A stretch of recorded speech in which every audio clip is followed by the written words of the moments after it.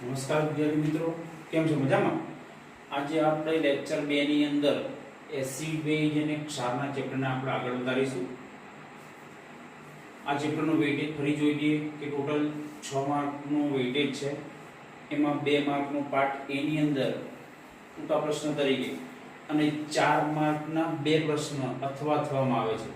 આમ માર્કની દ્રષ્ટિએ અને અભ્યાસની દ્રષ્ટિએ પણ ખૂબ જ અગત્યનું ચેપ્ટર છે, તો ખૂબ ધ્યાનથી અભ્યાસ કરશો.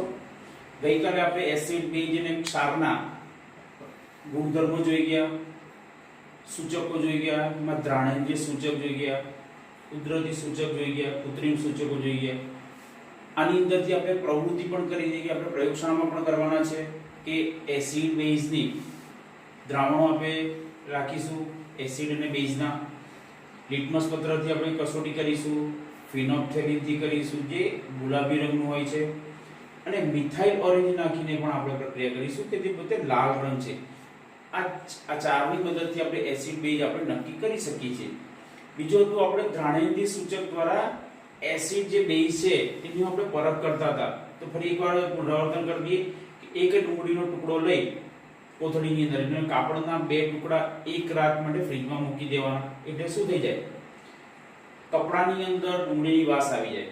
હવે બંને ટુકડાને અલગ અલગ લઈ એક ઉપર HCl નું દ્રાવણ અને બીજા કપડા પર NaOH નું દ્રાવણ નાખીને ફરી આપણે સૂંઘીશું તો આપણને એમ થશે કે ડુંગળીની વાસ યથાવત રહેશે. હવે બંનેની અંદર વેનીલા અર્ક અથવા લવિંગનું તેલ મિક્સ કરી NaOH અને લવિંગનું તેલ અને HCl અને લવિંગનું તેલ અથવા વેનીલા અર્ક બેમાંથી કોઈ પણ મિશ્ર કરી હલાવી અને પછી કપડા પર નાખવામાં આવે છે. ત્યારે તમે જોશો કે એસિડ છે એ એસિડ જે અતિવાસ એ જોવા મળે છે, જ્યારે બેઝ ઉપરથી વાસ જતી રહી જોવા મળે છે. આ પ્રવૃત્તિ પણ ખૂબ જ ધ્યાનમાં રાખશો. આજે આપણે મહત્વનો પોઈન્ટ છે કે એસિડ બેઝના રાસાયણિક ગુણધર્મો. ઓપ્શનલ પ્રશ્ન છે આ ચેપ્ટરમાંથી, અને કે આમાંથી પણ પ્રશ્ન પૂછાવાની ખૂબ જ શક્ય છે કે એસિડના ગુણધર્મ લખો, બેઝના રાસાયણિક ગુણધર્મ લખો.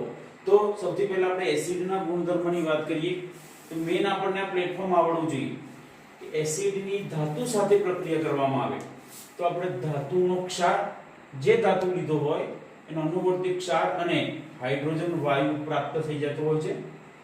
એસિડની બેઝ સાથે પ્રક્રિયા કરો તો ક્ષાર અને પાણી બને છે. એસિડની ધાતુ ઓક્સાઇડ સાથે પ્રક્રિયા કરો તો પણ આપણે ક્ષાર અને પાણી મળે છે. અને એસિડની ધાતુ કાર્બોનેટ અથવા ધાતુ હાઇડ્રોજન કાર્બોનેટ સોડિયમ બાયકાર્બોનેટ સાથે પ્રક્રિયા કરવામાં આવે ત્યારે ક્ષાર, પાણી અને કાર્બન ડાયોક્સાઇડ પ્રાપ્ત થાય છે. આમ 4 ની અંદર 5 રાસાયણિક ગુણધર્મો સમાયેલા છે. એનું ફંડામેન્ટલ આપણને ખૂબ જ મહત્વનું છે, આવડવું જોઈએ. તો સૌથી પહેલા જ આપણે પહેલો રાસાયણિક ગુણધર્મ જોઈએ કે એસિડની ધાતુ સાથે પ્રક્રિયા. અહીંયા એસિડ વત્તા ધાતુ છે એટલે ધાતુ વત્તા એસિડ કરીએ તો બંને એક જ આપણને થતું જોવા મળશે. મેં એનું પ્લેટફોર્મ લઈ લઈએ આપણે ધાતુ વત્તા એસિડ, ધાતુનો ક્ષાર પ્લસ હાઇડ્રોજન વાયુ ઉત્પન્ન થાય છે. ધાતુનો ક્ષાર કેમ લખવામાં આવે છે કે જે ધાતુ લો એનો અનુવર્તી ક્ષાર પ્રાપ્ત થાય છે. આપણે ઉદાહરણ લઈને વધુ ક્લિયર થશે. પહેલું ઉદાહરણ લઈએ કે ધાતુ તરીકે આપણે ઝિંક લઈએ. કયા સ્વરૂપે? S એટલે સોલિડ સ્વરૂપે. એની અંદર એસિડ તરીકે આપણે HCl નું દ્રાવણ લખીએ, જલીય દ્રાવણ. આ બે વચ્ચે પ્રક્રિયા કરો, રાસાયણિક પ્રક્રિયા. તો એને જ આપણે આગળના ચેપ્ટરમાં શીખી ગયા કે આ જે ઝિંક છે મંદ હાઇડ્રોક્લોરિક એસિડ વચ્ચે પ્રક્રિયા થાય. ઝિંક ઉપર +2 વીજભાર છે, H+1 અને Cl-1 એક વિસ્થાપન પ્રક્રિયા થઈ અને આપણને શું મળે છે? Zn+2Cl-. આના પરથી આપણે આનું સૂત્ર બની જાય આપણે પર ZnCl2 ઝિંક ક્લોરાઇડ શું વધ્યું? H એટલે H2 હાઇડ્રોજન વાયુ ઉત્પન્ન થાય છે. રાસાયણિક ગુણધર્મમાં ખાસ એની અવસ્થા પણ મેન્ટેન કરવાનો આગ્રહ રાખશો. રાસાયણિક સમીકરણ પ્રક્રિયકમાંથી નિપજ બનાવી દીધા. નિપજ બનાવ્યા પછી આપણે છેલ્લું કામ શું કર્યું? નામ પણ લખી ગયા. બેલેન્સ કરવું પડે. Zn1 Cl2 2 Cl1 છે તો અહીંયા સહગુણક સ્વરૂપે HCl ના આગળ 2 મૂકવા પડે. જેવા HCl ના આગળ 2 મૂકવામાં આવે છે ત્યારે આ બધું હાઇડ્રોજન 2 થઈ જાય છે. આ બાજુ પણ 2 છે. આમ ફક્ત એક જ HCl ના આગળ 2 મૂકવાથી સમગ્ર સમીકરણનું બેલેન્સ થઈ જાય છે. બીજું ઉદાહરણ લઈએ તો વધુ આપણે મહાવરો થાય. ધાતુ તરીકે જ આપણે એસિડ બદલી કરીએ.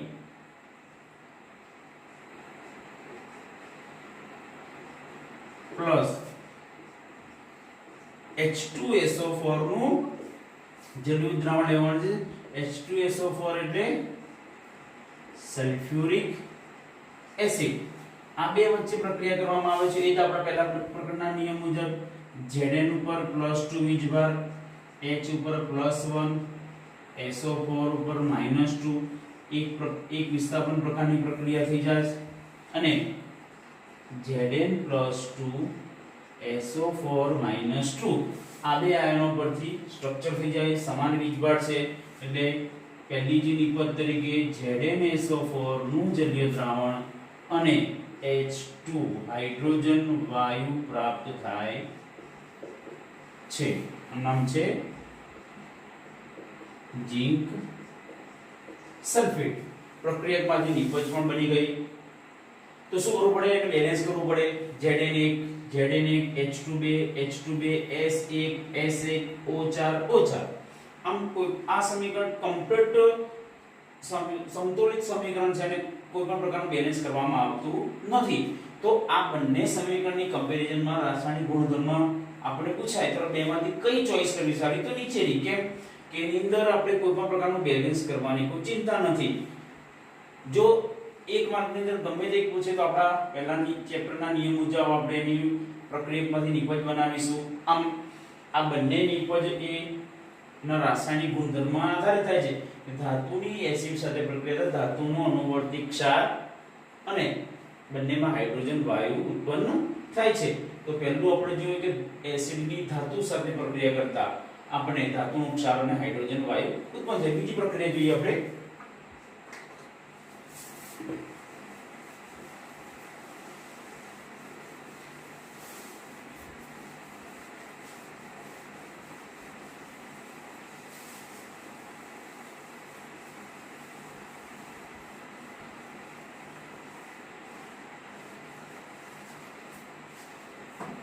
હવે આપણે જોઈશું બીજા નંબરની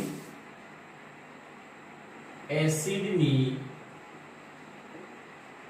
બેઝ સાથે પ્રક્રિયા ને આપણે તટસ્થીકરણની પ્રક્રિયા તરીકે પણ ઓળખવામાં આવે છે. આની અંદર પાછો એક 3 માર્કનો પ્રશ્ન પણ પૂછાય કે તટસ્થીકરણની પ્રક્રિયા એટલે શું? ઉદાહરણ આપીને સમજાવો. તો મેન આપણે એનું પેલા પ્લેટફોર્મ જોઈ લઈએ. પ્લેટફોર્મ છે કે એસિડની બેઝ સાથે પ્રક્રિયા કરતા આપણે ક્ષાર અને પાણી પ્રાપ્ત થાય છે. પહેલા એ લખી દેવાનું એસિડ વત્તા બેઝ ક્ષાર પ્લસ પાણી.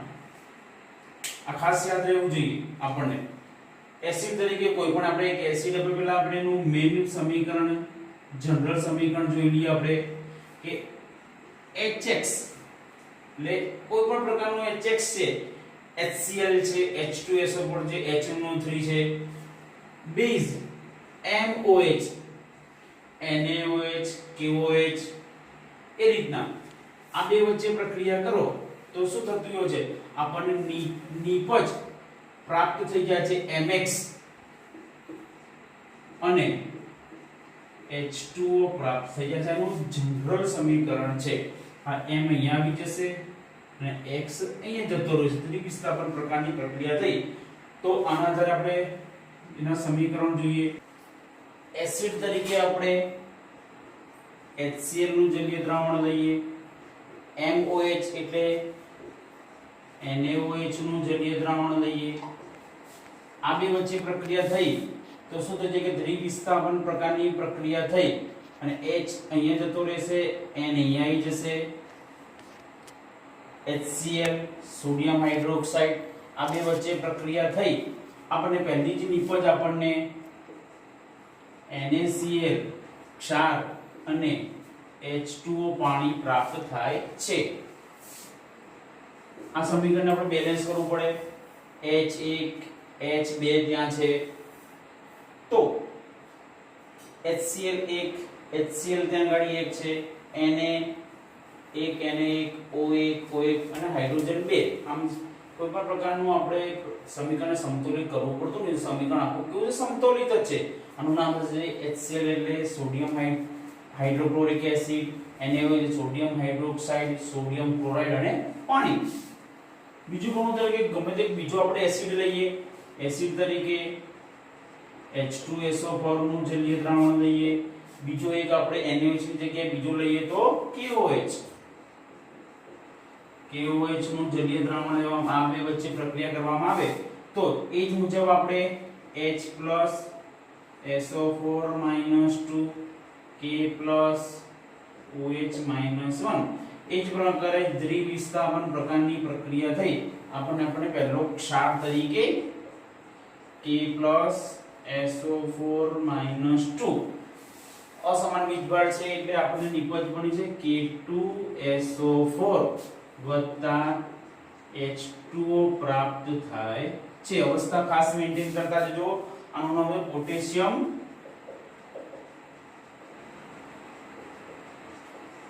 સલ્ફેટ પ્રક્રિયામાંથી નિપજ બનાવી દીધી તો છેલ્લું કામ કયું કે બેલેન્સ કરવું પડે H2 S1 O આ બાજુ 5 પેલી બાજુ 5 K1 K2 K નું થતું નથી K2 છે તો અહીંયા પણ KOH ના આગળ 2 મૂકવા પડે એટલે પાછા બધાનું આપણી પાસે જોઈએ છે કે બેલેન્સ શું થશે બગડી જશે જોતા રહીએ આપણે આ બાજુ હાઇડ્રોજન 2 થઈ ગયા પેલી બાજુ હાઇડ્રોજન 2 છે આ બાજુ ઓક્સિજન 2 છે 2 ને 4 ને 6 છે હવે 4 ને 1 છે તો અહીંયા આપણે કેટલા કરવા પડે 4 ને 2 6 કરીએ તો હાઇડ્રોજન પેલી બાજુ કેટલા થઈ ગયા કે ટોટલ કેટલા થઈ ગયા 4 થઈ ગયા અહીંયા 2 ને 2 4 આમ KOH અને H2O ની આગળ આપણે 2 મૂકવાની સમગ્ર સમીકરણનું આપણે બેલેન્સ થઈ જતું જોવા મળે છે આ પણ સમીકરણ તમે જુઓ છો કે બે સમીકરણમાંથી કયું સહેલું પડે તો ઉપરવાળું સહેલું પડે નિપજ પણ સહેલાઈથી બની જાય છે અને બેલેન્સ કરવું પડતું નથી અને અવશ્ય નીચે નામ અવશ્ય લખવાના તો આપણે જોયા કે એસિડ બેઝની પ્રક્રિયાથી ક્ષાર અને પાણી બને છે અને તટસ્થીકરણની પ્રક્રિયા છે તો આપણે એની વ્યાખ્યા લખી અને આપણે એક એક ઉદાહરણ લખીએ તો આપણને 3 માર્ક મળી જતી હશે તો એની વ્યાખ્યા સુધી જાય છે કે એસિડના જલીય દ્રાવણની બેઝના જલીય દ્રાવણ સાથે રાસાયણિક પ્રક્રિયા કરતા આપણે ક્ષાર અને પાણી પ્રાપ્ત થાય છે જેને તટસ્થીકરણની પ્રક્રિયા તરીકે ઓળખવામાં આવે છે અને પછી એના મેઇન પ્લેટફોર્મ લખીને ઉદાહરણ લખો આપણે તટસ્થીકરણની પ્રક્રિયા પણ થઈ જાય આમાં બીજા નંબરની આપણે રાસાયણિક પ્રક્રિયા જોઈ હવે આપણે ત્રીજા નંબરની જોઈશું આપણે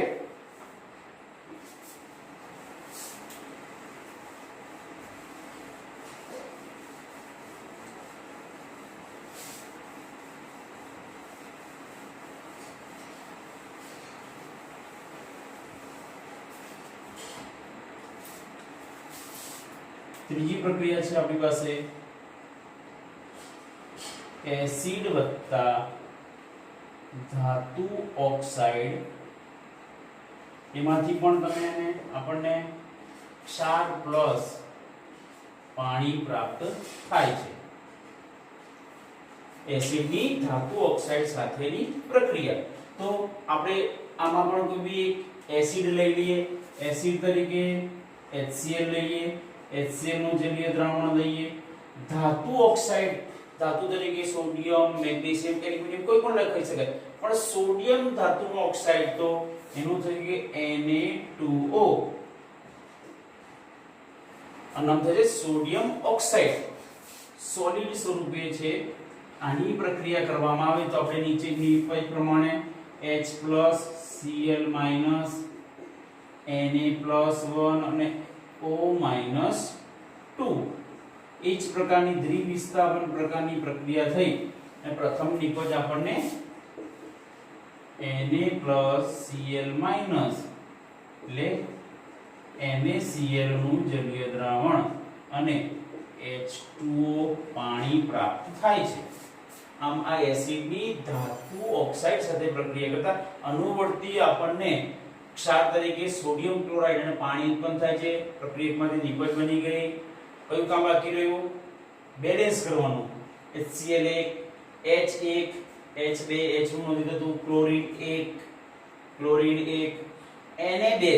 તો અહીંયા HCl ના આગળ 2 કરો Na2 થઈ જાય. જેવા HCl NaCl ના આગળ 2 કરીએ છીએ તો Cl2 2 થઈ જાય છે. તો આપણે HCl ના આગળ 2 લખવા પડે. Na અને Cl નું થઈ ગયું. તો કોનું બાકી રહ્યું? હાઇડ્રોજન અને 2. હાઇડ્રોજન આ બાજુ છે 2, ઓક્સિજન 1, ઓક્સિજન 1. આમ અંતે સમીકરણો પણ આપણે બેલેન્સ કરવું પડે. બીજું એક ઉદાહરણ લઈએ કે કોઈ પણ આપણે બીજો એક આપણે એસિડ લઈએ. એસિડ તરીકે બીજો આપણે કયો લઈશું? H2SO4 નું જલીય દ્રાવણ. સલ્ફ્યુરિક એસિડ નું બની આપણે બીજી પ્રક્રિયા મેગ્નેશિયમ ઓક્સાઇડ સાથે પ્રક્રિયા કરવામાં આવે તો એ જ નિયમ પ્રમાણે નામ છે sulphuric acid, magnesium oxide H+SO4 - 2 Mg+2O - 2 દ્વિવિસ્થાપન પ્રકારની પ્રક્રિયા થઈ Mg+2O - 2 એટલે મેગ્નેશિયમ ઓક્સાઇડ અને પાણી પ્રાપ્ત થાય છે. પ્રક્રિયકમાંથી નિપજ બની ગયા. નિપજમાંથી પણ આપણે બેલેન્સ કરવું પડે. H2 H2 S1 H2SO4 અહીંયા પૂરી નિપજ બની ગઈ છે. SO4 - 2 SO4 શું તો જેમના મેગ્નેશિયમ સલ્ફેટ અને પાણી પ્રાપ્ત થાય છે. આ સમીકરણમાંથી પ્રક્રિયકમાંથી નિપજ બની ગઈ. નિપજ બની ગયા પછી પણ આપણે જોવો છે કે બેલેન્સ કરવું પડે. Mg અહીંયા જાય છે, H અહીં જતા રહે છે એટલે Mg+2SO4 - 2 MgSO4 નું અણુસૂત્ર બને છે અને પાણી બને છે. આનું નામ છે સલ્ફ્યુરિક એસિડ. આનું નામ છે મેગ્નેશિયમ ઓક્સાઇડ, મેગ્નેશિયમ સલ્ફેટ અને પાણી પ્રાપ્ત થાય છે. આમ એસિડની ધાતુ ઓક્સાઇડ સાથે કોઈ પણ પ્રકારનો આપણે એસિડ લઈ શકીએ એવું પરીક્ષામાં આપણે ભૂલી ગયા.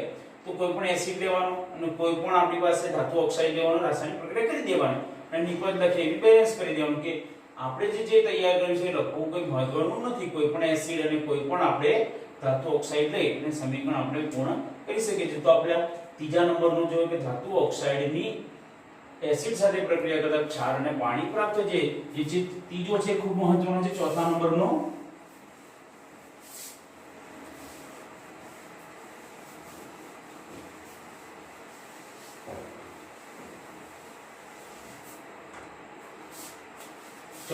ની અંદર છે આપણી પાસે એસિડની ધાતુ કાર્બોનેટ અથવા ધાતુ હાઇડ્રોજન કાર્બોનેટ સાથે પ્રક્રિયા કરતા આપણને ક્ષાર, H2O પાણી અને CO2 પ્રાપ્ત થાય છે. એમ એસિડ સાથે આપણે કાર્બોનેટ પણ લઈ શકીએ અને ધાતુ હાઇડ્રોજન કાર્બોનેટ આ પણ આપણે લઈ શકીએ છીએ. તો આપણે હવે એક બંનેના ઉદાહરણ લઈને આપણે સમજીએ કે પહેલું ઉદાહરણ આપણે એસિડ તરીકે આપણે કયો લઈએ? HCl લઈએ. HCl નું જલીય દ્રાવણ લેવામાં આવે છે અને કાર્બોનેટ તો Na2CO3 સોડિયમ કાર્બોનેટ નું જલીય દ્રાવણ લેવામાં આવે. આ નામ છે સોડિયમ કાર્બોનેટ. એ જ આપણા નિયમ પ્રમાણે એની પ્રક્રિયા થશે. સોલિડ સ્વરૂપે છે H+Cl- Na+1 CO3 - 2 દ્વિવિસ્થાપન પ્રકારની પ્રક્રિયા થઈ આપણને ક્ષાર, પાણી અને કાર્બન ડાયોક્સાઇડ ઉત્પન્ન થાય છે. તો સૌથી પહેલા જ આપણને ક્ષાર કયો મળી જશે? Na+1 અને Cl-. પહેલી જ નિપજ આપણને NaCl નું જલીય દ્રાવણ, H2O અને કાર્બન ડાયોક્સાઇડ વરાળ સ્વરૂપે પ્રાપ્ત થાય છે. આમ ધાતુ કાર્બોનેટ, તો કયો લીધું ધાતુ કાર્બોનેટ તરીકે આપણે સોડિયમ કાર્બોનેટ સાથે પ્રક્રિયા કરો તો આપણને નિપજ આપણને પ્રાપ્ત થઈ જાય છે. પ્રક્રિયામાં નિપજ થઈ ગઈ. આ સમીકરણ આપણે અંતે શું કરવું પડે? બેલેન્સ કરવું પડે. હાઇડ્રોજન 1 હાઇડ્રોજન 2 છે તો સૌથી પહેલા HCl ના આગળ આપણે 2 લખવા પડે એટલે હાઇડ્રોજન નું બેલેન્સ થઈ ગયું. હાઇડ્રોજન HCl ના આગળ 2 લખ્યા એટલે ક્લોરીન 2 થઈ ગયા. તો ક્લોરીન ને 2 કરવા માટે આપણે NaCl ની આગળ 2 લખવા પડે. NaCl ની આગળ 2 લખતા Na આ બાજુ 2 થઈ ગયા. ઓલરેડી આ બાજુ 2 છે. ઓક્સિજન ટોટલ આ બાજુ 3 છે. 2 ને 1 3 છે. આમ બધા જ તત્વોનું અહીંયા સમતોલન થઈ જાય છે. તો આપણે એક ખૂબ જ અગત્યની બાબત છે. બીજી આપણે પ્રક્રિયા લઈએ કે HCl કે એનું એ જ રાખીએ અને NaOH સાથે પ્રક્રિયા કરવામાં આવે. HCl નું જલીય દ્રાવણ લેવામાં આવે છે. અહીંયા સોડિયમ કાર્બોનેટ કે ધાતુ કાર્બોનેટ લીધો છે. અહીંયા ધાતુ હાઇડ્રોજન કાર્બોનેટ એટલે સોડિયમ બાયકાર્બોનેટ NaHCO3 નું જલીય દ્રાવણ લેવામાં આવે અને પ્રક્રિયા કરવામાં આવે છે.